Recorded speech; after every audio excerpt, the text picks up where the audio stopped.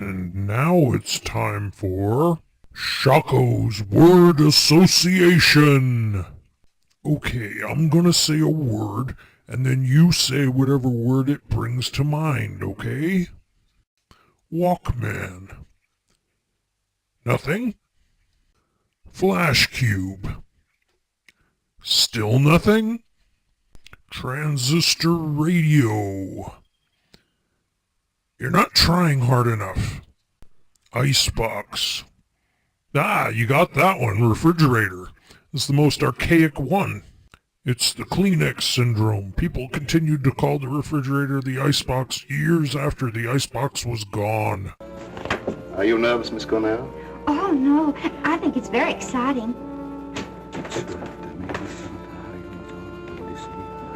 Well, Professor, I thought I just saw you outside baying at the moon. You disturb her sleep.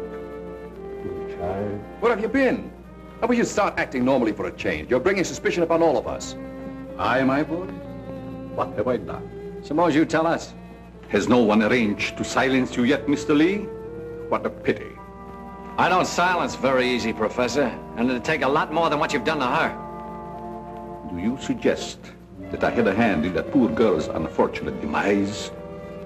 Why don't you behave yourself, Professor? Mr. Van E here has the right idea. You're just gumming up the works. I did my humble best. Who are you working for? What do you expect to get out of it? I'm discharging a debt, Mr. Lee. A debt contracted many years ago. Now, are you any wiser than you were a moment ago? No, but I'm beginning to get a general idea. By the way, how's that little girl of yours? I hope fervently that nothing happened to her.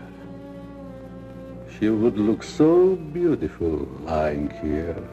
Look, Professor, I may not have been very smart in bringing Miss Cornell here, but if I thought you had any plan to do that... Why do you persist in making me the villain, Mr. Lee?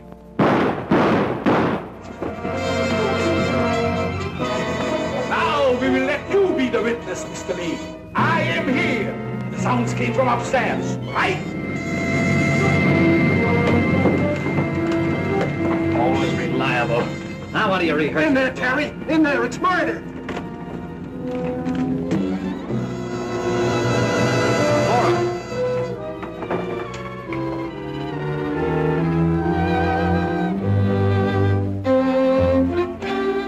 Jenny, wake up! Wake up! Oh, Terry. Tell me, what happened? Oh, Terry, darling. Let me think. Everything went black and... Yes? Then it started to talk. What started to talk? I don't know. That thing. Now look, let's get back to the beginning. I left you here with Dr. Van E. Yeah, and then he gave Mrs. Vanny a shot with a long needle. Never mind that. All right. Then he said, would I sit with Mrs. Vanny? Okay. Where is she now? Who? Mrs. Van E. Where did she go? That's just what I asked you, Janie. Well, she was right here. Then Dr. Van E went out. Then what happened? Then Bill Raymond came in. Oh, that's great. The two of you in the same room at the same time. How did you communicate with each other? Sign language? Oh, I don't care. All you do is make fun of me. I didn't ask to come to this, whatever it is. Oh, yes, you did, dear. Don't you remember? You said you wanted to see what the life of a reporter was like. Don't forget, Mr. Lee, one must not expect too much of certain types of mentality. Shut up, Bill Raymond. I remember you when you couldn't even make your X. Oh, I want to go home. We can't go home, darling. We've got to get a story. Why? You don't understand. Yes, I do. Why do we have to get the story? Who cares? She's got you there. All right. Now you tell me, what happened to you? Me? Oh, well, you said to stay outside the door, and I pulled up a chair. That's right. She was inside the door and you were outside.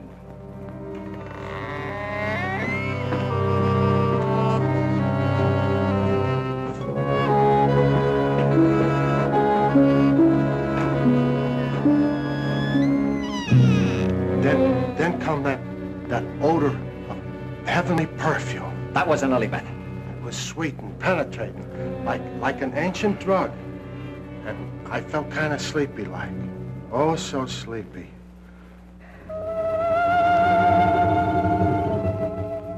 At last, he had me under his power.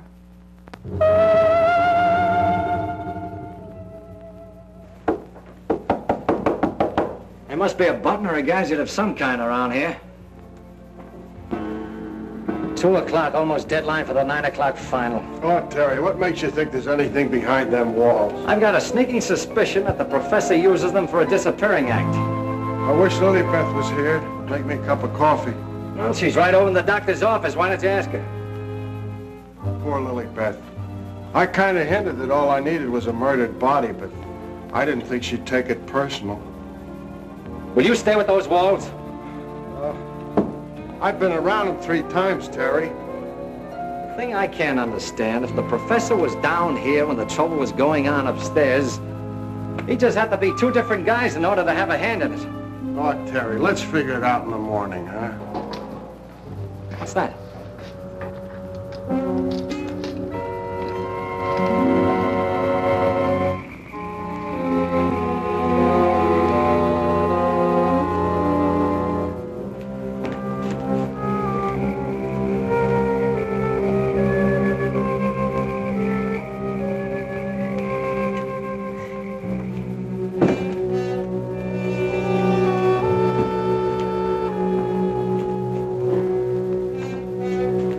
Wake up. Either something or somebody opened the front door. That's the shortest night's sleep I've had in a long time. All right. Now that you're good and rested, let's see if we can understand what happened upstairs. Well, do you think it had something to do with that picture, maybe, that Lilybeth found in Mrs. Van Ee's room? What picture? Or the one with the couple with the 2 masks, you know, like we found, like that mask. Who has the picture now? Well, young Van E, I guess. That's the point. Where has Mr. Van E been since his wife's disappearance? Well, him and his old man are sleeping good. I guess they got some sense. No. I've already checked that, and they haven't slept in their beds tonight. Wake up! I refuse to answer on the grounds that my attempt to incriminate or degrade me. My unconscious mind. Now look, Bill, please stay awake for a while. Now look, tell me, what happened when you smelled that sweet odor in the hall upstairs? No, it smelled lovely. Lovely, that's all I can remember. And Dr. Van E had already left Laura's room, is that right? Yeah, he'd gone out, and he said goodnight, and he had given her some sedative or something that he said would take care of her till morning, and then he went down the hall to his own room. And then you fell asleep.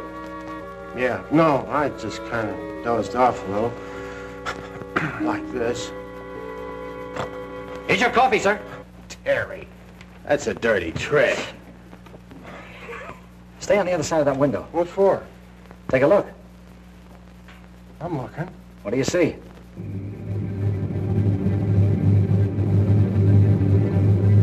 Why, it's Professor Leonard. You think so? Come on, get outside. Who, me? Yes, you. I can't go out there with Jane in here. Well, why can't I stay inside and watch and you go outside? Oh, that's great. You watch the way you did upstairs. Now, do you want that guy to get away? Yes. Standing there shaking in your boots. Aren't you ashamed of yourself? No. Well, you should be. Go on, Bill. This is your one chance to rehabilitate yourself. Wished I'd never even heard of the word.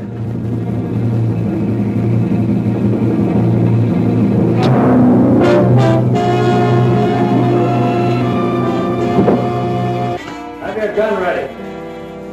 What good is a gun against what's going on around here? Lilybeth! Oh, gee, this ain't natural. Who are you talking to?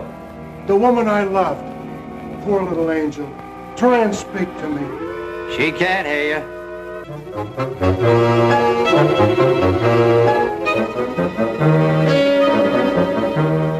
What was you doing outside? You're supposed to be dead. Now you stay right here, honey. I gotta catch that guy in the shrubbery. Oh, gee. What are you doing to me, Lilybeth? I got work to do. Lilybeth, be reasonable, will you? If you don't cooperate, I'll never get back to Central. Never mind, Raymond. Take care of Lilybeth. Lilybeth! Yeah, that's who it was. I opened the door and she fell right in my arms. Like she had something special to tell me. You notice that fragrance about her? And to think this wilted flower was once even as you and I. Take her back into Dr. Van E's office. What's she doing wandering around? She's supposed to be a corpse. What happened to that guy outside? Never mind. You found her. I never knew she was lost. I missed her. I missed her from my office. Will you please take her back? What are you going to do? Yes, Doctor, and what have you been doing? We've turned this house upside down trying to find you. Hardly that, young man. If you'd done that, you would have found me. Now, Raymond, we can't allow this girl to remain in this condition any longer. But what can you do? She looks like a perfect stiff to me. Bring him into my office.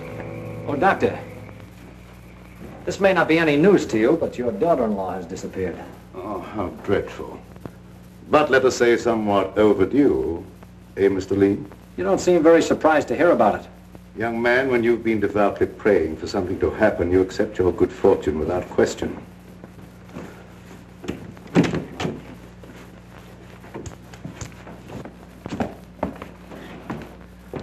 We thought that probably you might be able to throw some light on the subject. That's right, Raymond. Leave her there. There's absolutely nothing wrong with her. Huh? And you mean I've been pining away for nothing? She was put in a deep hypnotic sleep, that's all. But why? Why, Doc? Who done it? It was done so that she would obey certain orders that were transmitted to her. If that's true, then why did you declare her dead? I had my own good reasons. Would you give me one reason why you like to go around getting hit on the head? That must become a little monotonous. Mr. Lee, are you sure that you saw what you thought you saw? I'm not blind. I might be getting a little dizzy in this madhouse.